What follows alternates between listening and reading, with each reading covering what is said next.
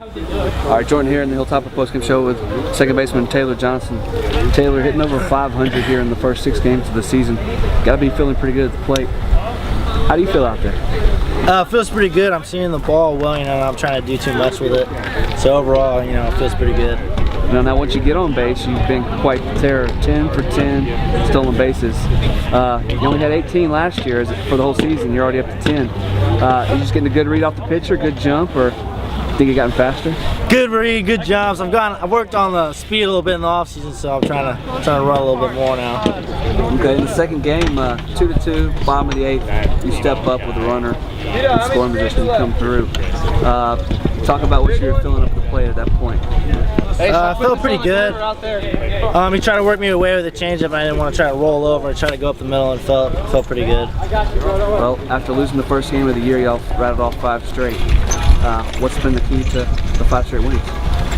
I think everyone's playing more as a unit this year. Not a lot of individuals, more of a team kind of thing this year, and everyone's kind of collectively, striving to win. Yeah, it's going great. I mean, when you keep winning ball games, especially a great game like that, that's winning baseball. That's good team baseball, and that's how you have to win against good pitchers, and that's what we saw today.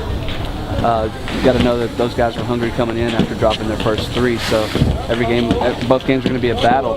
2-2 in the 8th, and you guys came through in the bottom of the 8th. Talk about the rally. Yeah. Well, first off, Brandon pitched well and kept us in the game and kept us in a battle.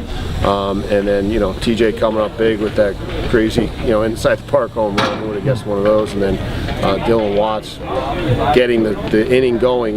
We really struggled to get leadoff hitters on, which you do against good pitchers, and he was able to do that with a good 2-strike adjustment, and then button them over. And TJ coming up big, staying to the middle of the field, not trying to do too much, and then putting one more insurance run on there was great to see. Well, we talked about a good series that TJ had the first weekend. I think he's following up with another good series here now, especially on the base paths. I mean, he's getting a good jump, reading the pitchers right. Talk about his play in the first 6 games of the season. Yeah, like I told you last week, he's made a commitment to really be mentally locked in, and you can see the results when he does that. It's a thing we've pushed on him, and we've seen flashes of for parts of 3.5 years now, or almost 3.5 years, and when he really locks in, he can be one special player, and that's what he's done. I think the bullpen came up pretty huge today as well.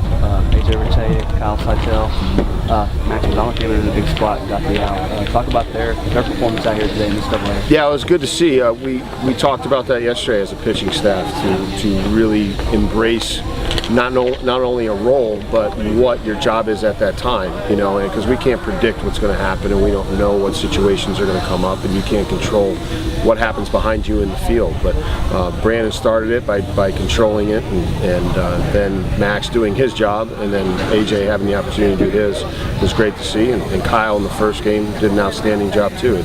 We've got a deep pitching staff. It's one of our strengths, so we're going to use it and use a lot of guys in a lot of different positions.